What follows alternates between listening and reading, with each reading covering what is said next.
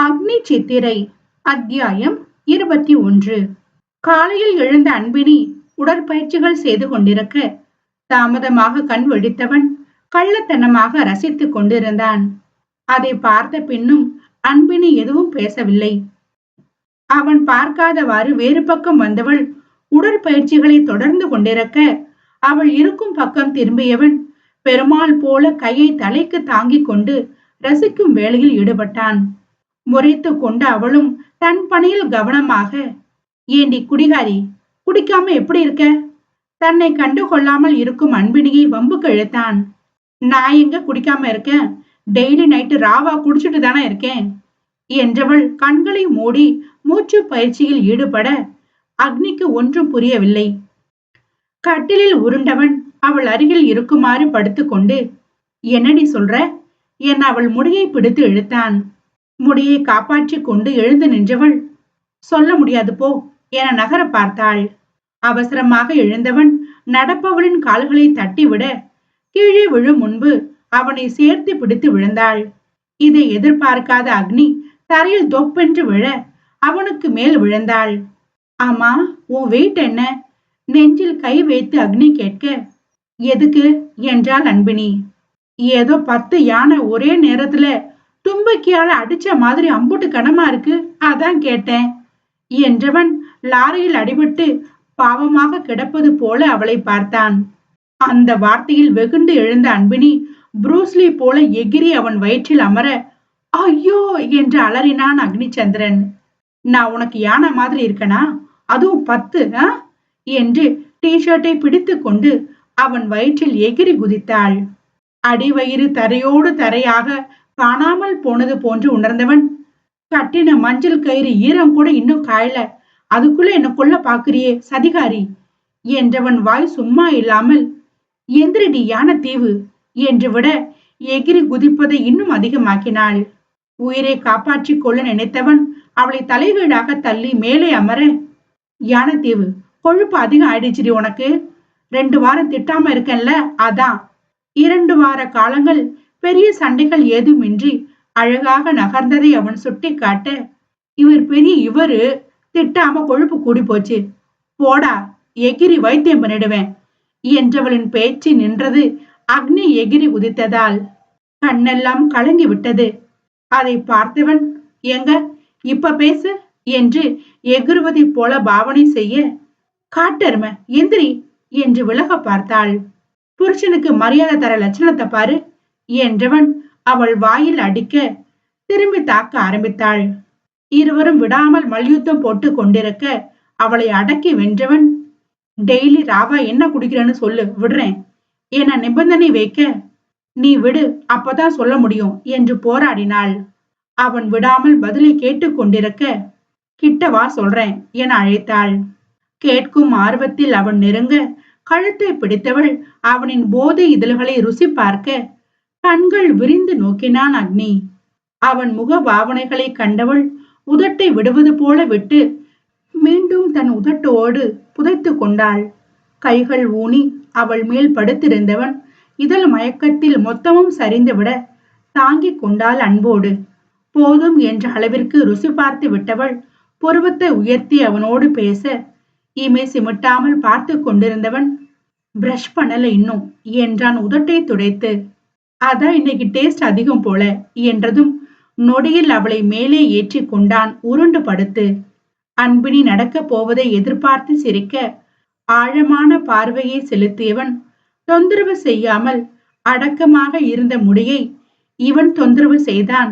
காதுக்கு பின்னால் நகர்த்தி கண்களை வருடி கோலம் போட்டவன் நேராக இதழில் நாட்டியமாட சிரித்தாள் அவள். சிரிப்பில் வெளிவந்த பற்களை தொட செல்ல நாசுக்காக கழித்தாள். சத்தம் வராமல் விரலை உதறியவன், சதிகாரி என்று முத்தம் கொடுக்க வந்தான். அவனுக்கு போக்கு காட்டியவள் தலையை நகர்த்தி கொண்டிருக்க திமிரோடு பார்த்தவன் எழ முயன்றான். சுதாரித்து கொண்ட அன்பினி டி-ஷர்ட்டை இழுக்க அந்த கைகளுக்கு முத்தம் கொடுத்தவன் கர்வமாக ஆளுமை கொண்டான் அவனுக்கானவள் உதட்டில். 2 வாரங்களாக நிறைய சண்டைகள், அதிலும் செல்வகுமார் கொடுத்த நோட்டீஸ் அறிக்கையை படித்தவன் அந்த கோபம் முழுவதையும் கொட்டினான் வீட்டில். பரமேஸ்வரி இத்தோடு விடும்படி மன்றாடியும் கேட்காதவன் தன் தரப்பு வழக்கறிஞரை தொடர்பு கொண்டு தயார்படுத்தினான் ஆதாரங்களை. விஷயம் அறிந்த அன்பினி விடும்படி கேட்க இருவருக்குள்ளும் சண்டை துளிர் விட்டது. இருப்பினும் சண்டை எந்த அளவிற்கு உயிர் பெற்றதோ அதே அளவு இருவருக்குள்ளும் காதலும் உயிர் பெற்றிட இதோ அடுத்து நடக்கப் போகும் சண்டைக்கு முன்னர் கொஞ்சிக் கொண்டிருக்கிறார்கள். ஒரு வழியாக காலை நேர காதல் சேட்டைகளை முடித்தவர்கள் அடுத்த வேலையை கவனிக்க சென்றார்கள். குளித்து முடித்த அக்னி அறையை விட்டு வெளியேற கழுத்தை பிடித்து தடுத்தாள் அன்பினி. என்ன என்றவனை மெத்தையில் தள்ளியவள், நீ மட்டும் என் முன்னாடி ரெடி ஆகுற, நான் மட்டும் ஆளே இல்லாத சுவத்தை பார்த்து ஆகணுமோ என்றவளை முறைத்தான். பைத்தியக்காரி, என்ன பேசுற, விடு என்ன என்றவன் செல்ல, இப்ப மட்டும் நீ இருக்கல கம்பெனிக்கு போக மாட்ட என்று மிரட்டினாள். தலையில் அடித்துக் கொண்டவன் அமைதியாக அமர்ந்திருக்க குளித்து முடித்து வந்தவள் சோதித்தாள் அவனை. கண்மூடி கொண்டவன் பற்களை கடித்து கண்டிக்க, சீன் போடாத, அவ்வளோதான், ரெடி ஆயிட்டேன் என்று அவன் முன்பு நின்றாள். அன்பினி தலையில் அடித்தவன் கிளம்பினான். படி இறங்கிக் கொண்டிருக்க, அக்னி, பாட்டிக்கு உடம்பு முடியலையா, வா போகலாம் என பதறியபடியே பின்னால் வந்தாள். சமையல் அறையில் இருந்த பரமேஸ்வரி இதை கேட்டுவிட்டு வேகமாக வெளியில் வந்தார். அலட்டிக் கொள்ளாமல், என்னால வர முடியாது, நீ வேணா கிளம்பு என்றான். கோபத்தை காட்டுற நேரம் இது இல்ல, போற வழிதானே, கூட்டிட்டு போ என்றவள் அவன் கைப்பிடிக்க கைகளை உதறினான். உன் இஷ்டத்துக்கு என்ன வளைக்க பார்க்காத, என்னால வர முடியாது, உன் பாட்டி தானே, நீ போ என்றவன் எதுவும் நடக்காதது போல படி இறங்கினான். அக்னி, பாட்டிக்கு என்ன ஆச்சுன்னு தெரியல, நீ உடனே அவளை கூட்டிட்டு கிளம்பு என்று பரமேஸ்வரி அழுகையோடு கூற, அதெல்லாம் ஒண்ணும் ஆகாது, அப்படியே ஆனாலும் பாத்துக்க அவங்க குடும்பம் இருக்காங்க, நீங்க பதட்டப்படாம வேலையை கவனிங்க. அவர் பேச்சையும் கேட்காமல் அக்னி பேச, நீ எல்லாம் மனுஷனா அக்னி, உடம்பு முடியாம இருக்கிற ஒருத்தவங்க கிட்ட உன் கோபத்தை காட்டுற, வெக்கமா இல்ல? அவங்க எனக்கு மட்டும் இல்ல, உனக்கும் பாட்டிதான், நீ வந்துதான் ஆகணும் என்றாள் அன்பினி. உங்கள மாதிரி ஆளுங்க கிட்ட நான் மனுஷனா இருக்கணும்னு அவசியம் இல்ல. இந்த உலகத்துல நொடிக்கு நொடி யாராவது ஒருத்தருக்கு உடம்பு முடியாம தான் போகுது, அவங்க எல்லாருக்கும் வருத்தப்பட முடியுமா என்றவனின் மீது கோபம் வந்தது பரமேஸ்வரிக்கு. அக்னி, எதுவா இருந்தாலும் அப்புறம் பேசிக்கலாம், நீ முதல்ல அவங்கள பார்க்க கிளம்பு என்று மணிவண்ணனும் எடுத்து கூற, என்ன ஆளாளுக்கு அந்த வீட்டுக்கு போக சொல்றீங்க? போறதா இருந்தா நீங்க போங்க, என்ன போக சொல்லாதீங்க. உங்களுக்கு வேணா பழசெல்லாம் மறந்திருக்கலாம், என்னால மறக்க முடியாது, மன்னிக்கவும் முடியாது என்றான் வீம்பாக. என்னங்க, அவன் கேட்க மாட்டாங்க, வாங்க நம்ம அம்மாவை பார்த்துட்டு வரலாம் என்றவர் கிளம்ப, தாராளமா போங்கம்மா. ஆனா ஒண்ணு, அந்த செல்வகுமார் உங்களை கேட்டுக்கிட்ட கூட விட மாட்டான். ஏற்கனவே ஒரு தடவை அசிங்கப்பட்டு வந்ததை மறந்திருக்க மாட்டீங்கன்னு நினைக்கிறேன் என்றதும் கிளம்பியவரின் கால்கள் நின்று விட்டது. அம்மாவின் உடல்நிலை ஒரு பக்கம், செல்வகுமாரின் பேச்சுக்கள் ஒரு பக்கம் என அவரை வாட்டி வதைக்க அழுக மட்டுமே முடிந்தது பரமேஸ்வரியால். மணிவண்ணனும் மகனின் வார்த்தையில் அமைதியாக நின்றிருக்க, சீ, உன்ன மாதிரி ஒருத்தனை காதலிச்சதை நினைச்சு வெக்கப்படுறேன். உன் அளவுக்கு மிருகம் கூட நடந்துக்காது. மனசாட்சின்னு உன்னை கடவுள் உனக்கு படைக்கவே இல்லை. அவங்க கிட்ட கோபத்தை காட்டுறியே, உங்ககிட்ட என்ன தப்பு இருக்குன்னு யோசிச்சு பாத்தியா? என் பாட்டிக்கு மட்டும் ஏதாவது ஆச்சு, உன்னை சும்மா விட மாட்டேன் அக்னி என்றவள் அவனையும் தாண்டி கிளம்பினாள். பரமேஸ்வரி அழுகையோடு தன் அறைக்கு சென்று விட மணிவண்ணன் சமாதானப்படுத்த பின்னால் சென்றார். திவ்யா நடந்த கலவரத்தில் கல்லூரி செல்லாமல் நின்று விட்டாள். மனைவியின் பேச்சை காதில் வாங்காதவன் கிளம்பினான். தெரு முனையை தாண்டியவன் பார்வையில் நடந்து கொண்டிருந்த அன்பினி விழ காரை அவள் நோக்கி நகர்த்தினான். ஹாரன் சத்தத்தில் திரும்பியவள் அவனை கண்டு கொள்ளாது நடந்தாள். அருகில் சென்றவன், எதுக்கு நடந்து போயிட்டு இருக்க, ஆட்டோ பிடிச்சு போக வேண்டியதானே என்றான். உனக்கு என்ன வந்துச்சு, உன் வேலையை பார்த்துட்டு போ என்றவள் வேக நடை போட்டாள். கோபம் மூக்கின் நுனியை முட்டிக்கொண்டு நின்றாலும், எவ்வளவு தூரம் நடந்து போவ என்றான் அவள் நடப்பதை பார்க்க முடியாமல். என்கிட்ட இருந்த எல்லாத்தையும் எங்க வீட்டுல கொடுத்துட்ட, நீ இருக்கிற தைரியத்துல காசு வேணும்னு யோசிக்காம இருந்துட்டேன். இப்போ யாருக்கிட்டையும் பிச்சை கேட்க முடியாது. என்னால முடிஞ்ச அளவுக்கு போவேன், இல்லையா வர்ற வண்டியில விழுந்து செத்துடுறேன் என்றவள் அவனை கண்டு கொள்ளாமல் நடந்தாள். அவள் வார்த்தையில் கட்டு கடங்காத கோபம் அக்னியை ஆட்கொண்டது. வேகமாக காரை விட்டு இறங்கியவன், என்ன வார்த்தை நீ சொல்ற, செவில் பிஞ்சிரும், அட்டிக்கிற அடியில, ஏறு வண்டியில என்றவன் அவள் திமிருவதையும் பொருள்படுத்தாமல், காரில் தள்ளினான். சாகுற அளவுக்கு உன்னை நான் கொடுமை பண்ணிட்டேனா? என்னை விட உன் பாட்டி அவ்வளவு முக்கியம் உனக்கு, அப்படித்தானே என்றவன் அவள் மீது இருந்த கோபத்தை வேகத்தில் காட்டினான். அரை மணி நேரம் கழித்து அவள் வீட்டின் முன்பு நிறுத்தியவன், கிளம்பும் போது கால் பண்ணு என்றதோடு தன் பர்சை அவள் கையில் திணித்து விட்டு மறைந்தான் மின்னலாக. அதிகமாக பேசிவிட்டதாக அன்பினி உணர்ந்தாலும் இப்போது பாட்டிதான் முக்கியம் என்று உள்ளே சென்றாள். அவளை பார்த்த செல்வகுமார், அங்கே நில்லு, என் வீட்டுக்குள்ள வராத என்றார். இது உங்களுக்கு மட்டுமில்ல, எனக்கும் வீடுதான். இங்க நான் வரது உங்களால தடுக்க முடியாது. அவரையும் தாண்டி சென்றாள். அதெல்லாம் நீ கல்யாணம் பண்றதுக்கு முன்னாடி வரைக்கும். எப்போ அவனை நம்பி ஓடி போனியோ அப்பவே இந்த வீட்டுக்கு உனக்கும் இருந்த உறவு முடிஞ்சு போச்சு என்றவர் தடுத்தார். அவள் செல்லாமல், அப்பான்னு மரியாதை கொடுத்து பேசிட்டு இருக்கேன், வரம்பு மீறி பேச வைக்காதீங்க. இது என் வீடு, நான் எப்ப வேணா வருவேன், மரியாதையை காப்பாத்திக்கோங்க என்றவள் சத்தத்தில் விக்ரம் வெளியில் வந்தான். என்ன சித்து, அப்பான்னு கூட பார்க்காம இப்படி பேசுற? உன்னை எவ்வளவு கஷ்டப்பட்டு வளர்த்திருப்பாரு. இப்போதெல்லாம் என் நேரமும் மகேஷ் இருப்பது செல்வகுமாரோடுதான். அவர் சொல்லி அன்னபூரணி உடல்நிலை சரியில்லை என்பதை தெரிந்து கொண்டவன் இன்று ஏதாவது செய்து குடும்பத்தை கலைக்கலாம் என்று காத்திருக்க வாய்ப்பும் கிடைத்தது. அவனை தாடை கடித்து முறைத்தவள் பேசும் முன்பு, இது எங்க குடும்ப பிரச்சனை, மூணாவது ஆள் உனக்கு இங்க என்ன வேலை? முதல்ல எங்க வீட்டை விட்டு வெளியில போ என்றான் விக்ரம். மகேஷ் வழக்கம் போல பாவமான வார்த்தைகளை செல்வகுமாரிடம் தெளிக்க, அவரோ மகன் மகள் இருவரையும் வாய்க்கு வந்தபடி பேசினார். இவருக்கு பைத்தியம் பிடிச்சிருக்கு அன்பினி, நீ வா, நம்ம பாட்டியை பார்க்கலாம் என்று அழைத்து சென்றான் தங்கையை. முதியவர் உடல்நிலை அசதியில் இருந்தார். வயிற்று உபாதைகள் அவரை இரவெல்லாம் தூங்க விடாமல் செய்திருக்க காலையில் தான் மருத்துவமனை சென்று வந்தார். பேரனிடம் மகள் குடும்பத்தை பார்க்க வேண்டும் என்று கோரிக்கை வைத்தார். அவர் ஆசை நிறைவேறாமல் போனதில் வருத்தத்தோடு பேச, பாட்டி, இதுக்கு எதுக்கு வருத்தப்படுறீங்க? நான் இப்பவே அத்தையை கூட்டிட்டு வரேன் என்று கிளம்பினான் விக்ரம். அன்னையின் உடல்நிலை பற்றிய விவரம் தெரியாததால் பரமேஸ்வரி அழுது கொண்டிருக்க, அத்தை என்று தன் வரவை தெரிவித்தான் விக்ரம். அம்மாவுக்கு இப்ப எப்படி இருக்கு?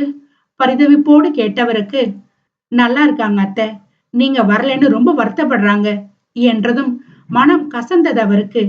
பதில் சொல்லாமல் அமைதி காக்கும் அத்தையிடம், சின்ன பையன், நான் சொல்றேன்னு தப்பா நினைக்காதீங்க அத்தை, அது உங்க வீடு.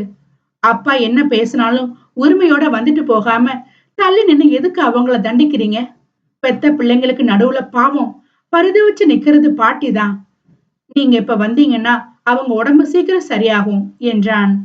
அவன் பேசுவது சரி என்றாலும் செல்ல மட்டும் தயக்கமாகவே இருந்தது அவருக்கு. அதை புரிந்து கொண்டவன், அத்தை, உங்க மருமக மேல நம்பிக்கை இருந்தா வாங்க என்ற நம்பிக்கை கொடுக்க பரமேஸ்வரி கணவனை பார்த்தார். போகும்படி அவர் சைகை செய்ய, மாமா நீங்களும் வாங்க, அப்பா எதுவும் பேசாதபடி நான் பாத்துக்கிறேன் என்று சமாதானம் செய்து மூவரையும் அழைத்து சென்றான். அவர்களை பார்த்த செல்வகுமார் கையத்தக்கா என்று குதிக்க, இதுக்கு மேல ஏதாவது பேசுனீங்கன்னா இந்த வீட்டுல நீங்க மட்டும்தான் தனியா இருப்பீங்க, நாங்க எல்லாருமே அத்தையோட போயிடுவோம் என்று மிரட்டினான் தந்தையை. தனக்கு எதிராக திரும்பிவிட்ட அனைவரையும் முறைக்க மட்டுமே முடிந்தது அவரால். பல வருடங்கள் கழித்து தன் வீட்டில் கால் வைத்த பரமேஸ்வரிக்கு சொல்ல முடியாத ஆனந்தம். மணிவண்ணன் தயக்கத்தோடு அங்கிருக்க திவ்யாவிற்கு சங்கடம் பாதி சந்தோஷம் பாதி என்று இருந்தது.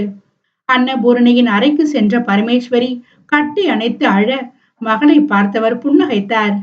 அம்மாடி, இது போதும் எனக்கு, இந்த நிமிஷம் உன் மடியில செத்து போனா கூட நிம்மதியா போவேன் என்று மகளை பார்த்த பூரிப்பில் பேச, அதெல்லாம் எங்கேயும் போக மாட்டீங்க, உங்க கொள்ளு பசங்க கல்யாணத்தை முடிச்சு வச்சுட்டு தான் உங்களை அனுப்பி வைப்பேன் என்ற பரமேஸ்வரி அழுகையோடு சிரிக்க, மகளின் பேச்சில் உடல்நிலை தேறி சிரித்தார் அன்னபூரணி.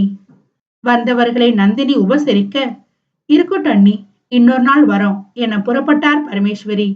திவ்யாவும் கிளம்ப பாட்டியின் கோரிக்கையில் அன்பினியோடு வருவதாக தங்கிக் கொண்டாள். கோபத்தோடு இருந்த செல்வகுமார் வீட்டை விட்டு வெளியேறிவிட அவர் பின்னால் சென்றான் மகேஷ் மந்திரம் ஓத. மதியத்திற்கு மேல்தான் அந்த வீடு அமைதி பூங்காவானது. வெகு நாட்கள் கழித்து அன்பினி தன் தாய் வீட்டில் இருக்க புதிதாக தாய் வீட்டு உறவுகளோடு பொழுதை கழித்தாள் திவ்யா. நேரங்கள் கடந்து போனை எடுத்த அன்பினிக்கு அக்னியிடமிருந்து வந்த குறுஞ்செய்திகள் கிடைத்தது. அதில், உன் பாட்டி எப்படி இருக்காங்க? பாட்டி உடல்நிலை பற்றி நாசுக்காக கேட்டிருந்தான் அக்னி. அதை படித்தவள் மனதிற்குள் சிரிக்க, என்ன நீ கனவுல டுயட்டா என்றாள் அவளின் நாத்தனார். சிரித்து மழுப்பியவள் மதிய உணவை முடித்த கையோடு அக்னியை பார்க்க கிளம்பினாள். திவ்யாவும் வீட்டிற்கு செல்ல வேண்டும் என்றிட இருவரையும் அழைத்துக் கொண்டு புறப்பட்டான் விக்ரம். பரமேஸ்வரி டெக்னாலஜிஸ் முன்பு நிறுத்திய விக்ரமின் மனம் லேசாக வலித்தது. என்ன இருந்தாலும் தன் தந்தையின் கம்பெனி என்று உறவு கொண்டாடிய நாட்கள் அவன் கண்முன் தோன்றியது. அண்ணனின் பார்வையை வைத்து புரிந்து கொண்ட அன்பினி தட்டி கொடுத்து சமாதானம் செய்தாள். அன்பினி கணவனை பார்க்க சென்று விட கனத்த மனதோடு காரை எடுத்தான் விக்ரம். அவன் நடவடிக்கைகளை கவனித்த திவ்யா, அண்ணன் மேல ரொம்ப கோவமா இருக்கீங்களா மாமா என்றாள். புரியாமல் கண்ணாடி வழியாக அவளை பார்க்க, ரொம்ப ஃபீல் பண்ணி அந்த பில்டிங்க பாத்துட்டு இருந்தீங்க, அதான் கேட்டேன் என்றதும், கொஞ்சம் வருத்தம்தான், ஆனா அதே வழிதான அத்தைக்கும் இருக்கும்னு நினைக்கும் போது சமாதானம் ஆகிடுவேன் என்றான். அதன் பிறகு பேசிக்கொள்ளாமல் சாலையில் விக்ரம் கவனமாக, மாமா உங்க ஒய்ஃப் வீட்ல இல்லையே, எங்க போயிட்டாங்க என்று சந்தேகம் கேட்டிட, வாகனத்தின் வேகத்தை குறைத்தவன் தன் கட்டுப்பாட்டில் வைத்துக் கொண்டு திரும்பினான்.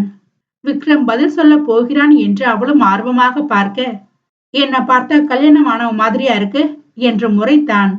அதில் கருவிழியை ஒரு சுழற்சி சுழற்சி முழித்தவள், ஆமா என்றதோடு, 2 குழந்தைக்கு அப்பா மாதிரி தெரியுறீங்க மாமா என்றாள். எங்காவது முட்டி குரலாம் போல இருந்தது அவனுக்கு. பேசாமல் வண்டியை இயக்க, சிங்கிள் அண்டைம் எங்கா மாமா நீங்க என்ற திவ்யாவை கண்ணாடி வழியாக விக்ரம் முறைக்க, சாரி மாமா, திரும்பவும் தப்பா புரிஞ்சுக்கிட்டேன், சிங்கிள் சரி எங்கு தப்பு என்று அவனிடம் குறும்புத்தனத்தை காட்டினாள். அண்ணனுக்கு தங்கச்சி சரியா இருக்க என்றான். தேங்க்யூ மாமா என்றவள் தொடர்ந்து அவனிடம் குடும்ப விவரங்களை கேட்டுக் கொண்டிருக்க அவனும் அவளை பற்றி விசாரித்தான். இருவரும் சற்று நேரத்திலே நல்ல நண்பர்களாக மாறிவிட்டனர். வழியில் ஒருவர் பஞ்சு மிட்டாய் விற்று கொண்டிருக்க, மாமா அதை வாங்கணும், காரை நிறுத்துங்க என்றாள். எதை கேட்கிறாள் என்பது தெரியாமல் காரை நிறுத்த சொல்லாமல் சட்டென சாலையில் இறங்கி நின்றாள் திவ்யா. சுதாரித்தவன் இறங்குவதற்குள் ஓடினாள் பஞ்சு மிட்டாயை நோக்கி. திவ்யா நில்லு, வண்டி போற ரோடு என்று அவன் பின்னால் ஓட, மனுஷங்களும் போறாங்களே மாமா, கண்ணு தெரியல என்று சிரித்தவள் ஓடினாள். பஞ்சு மிட்டாய் பாக்கெட் 10 வாங்கியவள், காசு கொடுங்க மாமா என்றாள் உரிமையோடு.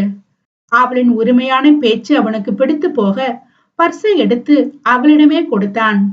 உள்ளே இருந்த 100 ரூபாய் தாளை எடுத்தவள், உங்களுக்கு வேணுமா மாமா என்று கேட்க அவள் கையில் இருக்கும் பாக்கெட்டை பார்த்தான் விக்ரம். இது எனக்கு என்று நெஞ்சோடு சேர்த்து கொண்டவள் என்று முகத்தை வைக்க, அது சரி என்றான். வேற ஏதாவது வேணுமா திவி என்றவனை ஏற இறங்க பார்த்தவள், யாருக்கிட்டையும் சொல்லக்கூடாது என்று பம்மினாள். அவன் மாட்டேன் என்று தலையசைக்க, பஞ்சு மிட்டாய் பிராமிஸ் என்று கைகளை நீட்டினாள். சிரிப்போடு சத்தியம் செய்தவனிடம், இன்னொரு 10 பாக்கெட் பஞ்சு மிட்டாய் வாங்கலாமா என்று முகத்தை கொஞ்சலாக வைக்க அந்த நொடி விழுந்து விட்டான் விக்ரம். அவள் கேட்டதற்கு மாறாக விற்பவரிடம் இருந்த அனைத்தையும் வாங்கி கொடுத்தான். துள்ளி குதித்தவள் காரில் ஏறுவதற்குள் 5 பாக்கெட்டுகளை காலி செய்தாள். அதன் அழகை ரசித்தவன் காரை இயக்கும் நொடி, மாமா இங்க பாருங்க என்ற திவ்யா அவன் திரும்பும் நேரம் பஞ்சு மிட்டாய் பாக்கெட்டை ஓங்கி அடிக்க டப் என்ற சத்தம் கேட்டது. அதில் கண்ணை சிமிட்டி முகத்தை தூரம் வைத்தவன் அவளை முறைக்க, ஹீ என்று இழித்தவள் அந்த கவரில் இருந்த பஞ்சு மிட்டாயை எடுத்து அவன் வாயில் திணித்தாள்.